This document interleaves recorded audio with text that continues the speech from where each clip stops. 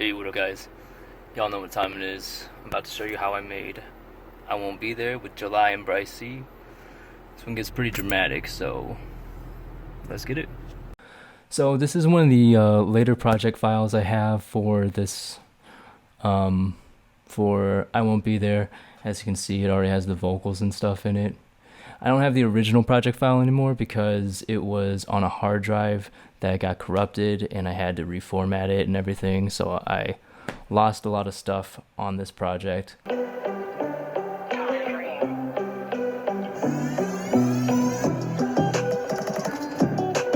But I have this one, and as you can see, like, a lot of the instruments and stuff are already, like, I bounced out into audio files, but I did go back and like recreate some of the MIDI and stuff that I did before just so I could show you guys.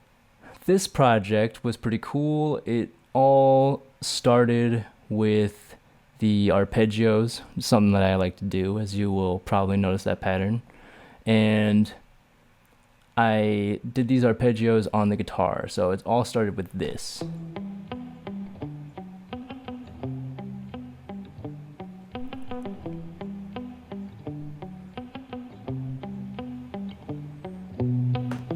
Right? And that was pretty fun. And it's really simple. It's just these like 3 chords basically that I'm just arpeggiating out. It's like E minor, G major, C major.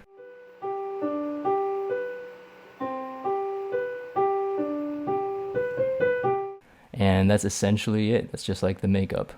Okay, so, and then what I did was I just took that idea and I did a little counter melody to layer it up.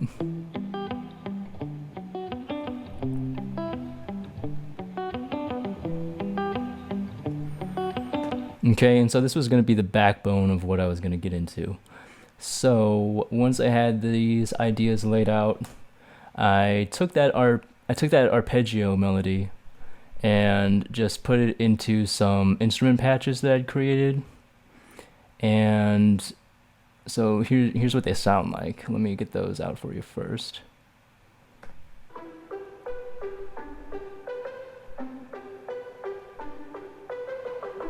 So I just added those layers to make the sound more interesting and complex.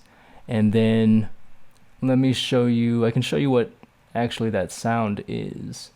Luckily, I saved those instruments as instrument patches, which is something I always recommend you doing. If you ever create a sound that you really like, save it as a patch so you can come back to it later and reference it later and use it again. But this one is just a simple sine wave, right? Yeah, it's just a sine wave, as you can see. Just automating the sync and changed a couple of other parameters like the unison.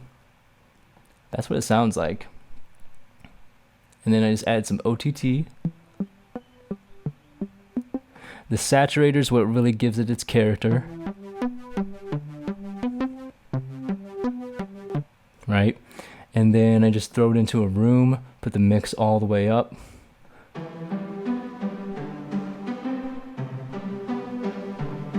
And now you got something that sounds like a dirty cello playing in a gigantic concert hall or something. And so, yeah, I really like that. And that's one of my sounds. And the other one is this cloud drum patch that I created as well. Layered those up, and you had your foundation set right there. Oops, not that.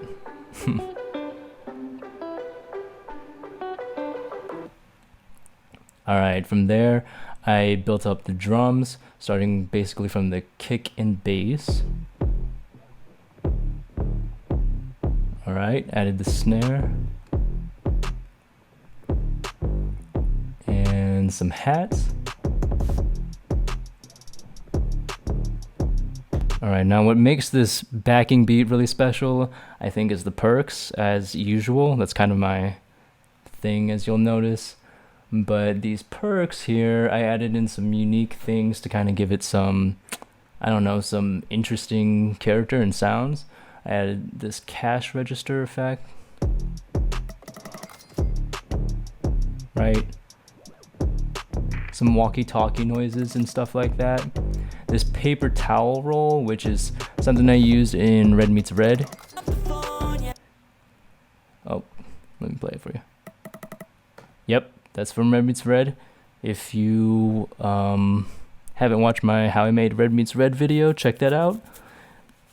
But basically, pro tip, always keep an empty paper towel roll near you, because you never know when you're going to need it to enhance your music. And so, yeah, together that's what everything sounded like. Right? And then, as usual, I built out the arrangement. And as you might notice, that I have this whole other section over here that never made it to the final cut. So I modeled the arrangement after the song Fast by Juice WRLD. So it kind of follows that song's arrangement, and that song is like 3 minutes and something seconds, so that's how long this was originally. But the rest of this stuff never made the final cut. I'll get into that later. So I forgot to mention that I named it Love's a Mess, dropped it on Spotify just cause, and yeah, I mean, I've been listening to Life's a Mess by Juice WRLD a lot around that time, so that's where the name came from.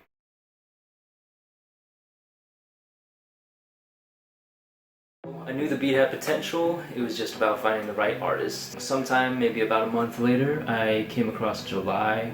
He dropped this song called Save My Life, and I heard it on one of Patrick CC's streams. I fucked with it heavy. The thing that really stood out to me about that song was just how good the writing was. July is obviously a very good singer and producer and artist and all these other things, but for me, he's such a strong songwriter. I'm a songwriter myself. I've written tons of songs in the past for bands and groups and everything that I've been in, but his writing was so good, and I love that song so much. I listen to it so often that I did a little TikTok dance for it. And I hope that you forgive me. Posted it, and he actually reposted it and replied and commented on it and stuff, and that was really cool. And so I just started up a conversation with him. We just naturally started talking for a while, and I saw one day on one of his IG stories, he was doing some feats, and so I naturally hit him up for that and presented him with this beat. He liked it, so we got to work on it, and I sent him a little voice memo. And I won't be there.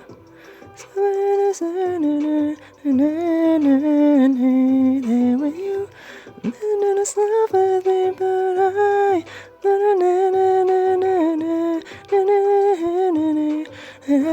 won't be there. And he just did him, and that was that. I did go in and mix his vocals in and stuff. He did a lot of the processing himself, just sent the vocals to me.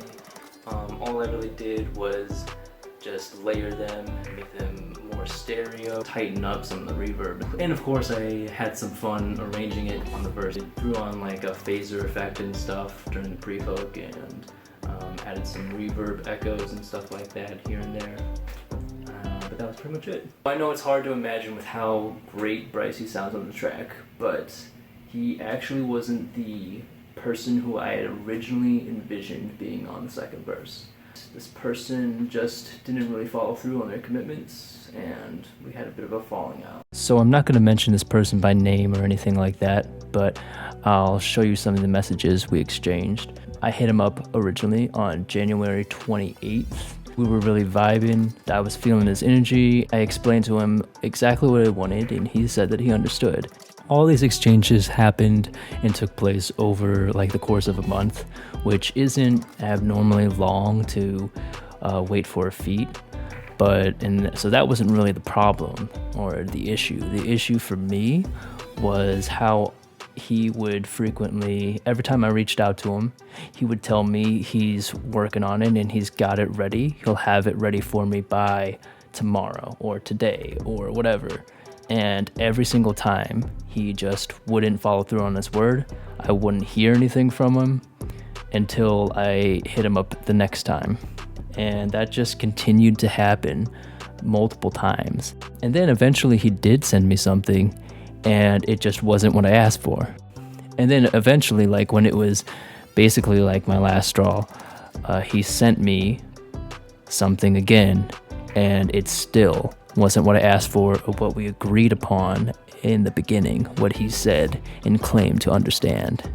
So after this time, after being let down so many times, I just had to tell him that it's just not going to work.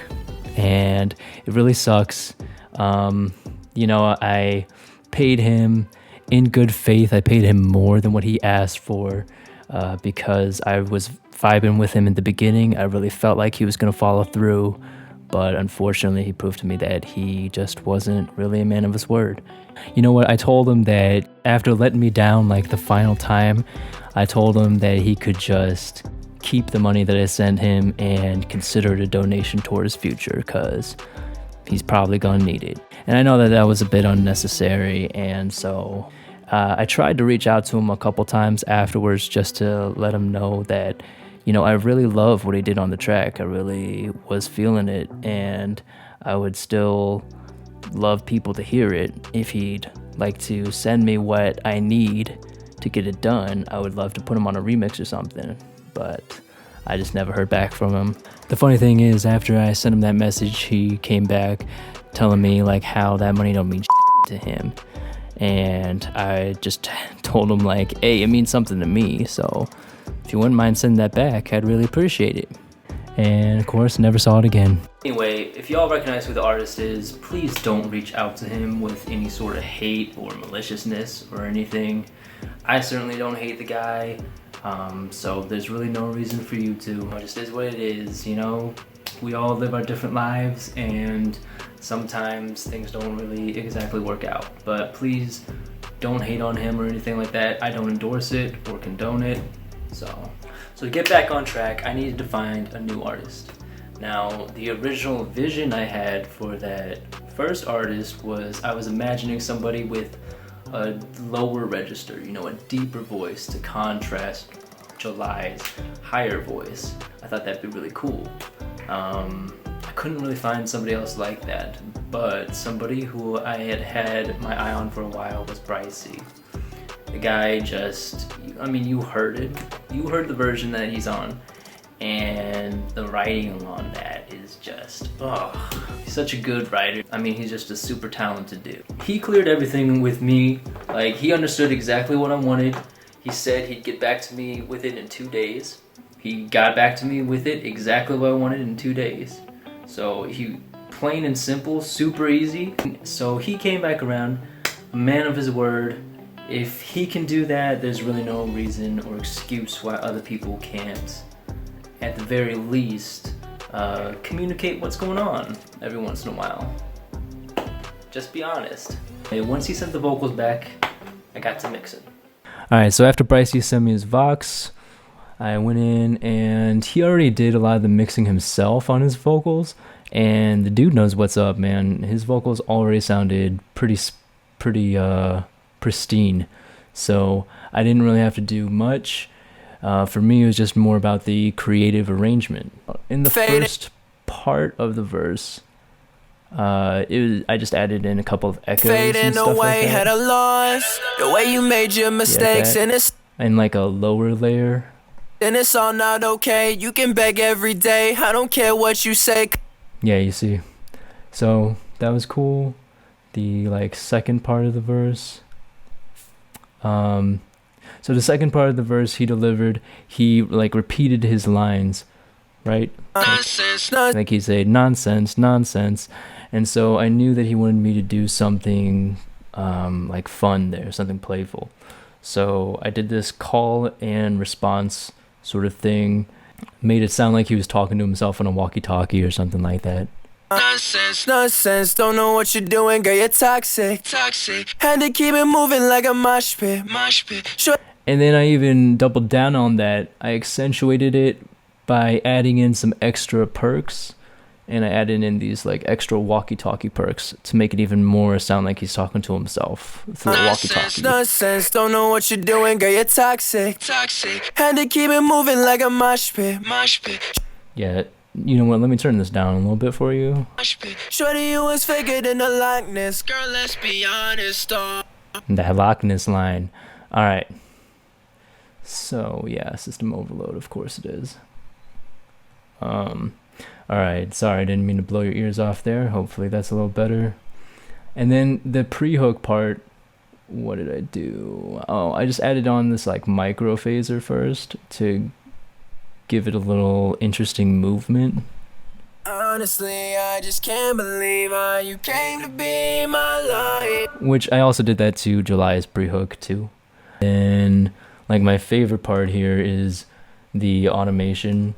I just automated back in the reverb to kind of wash him out and push him into the background again when the chorus comes back in. You was tricking me, it was just a matter of time. Oh.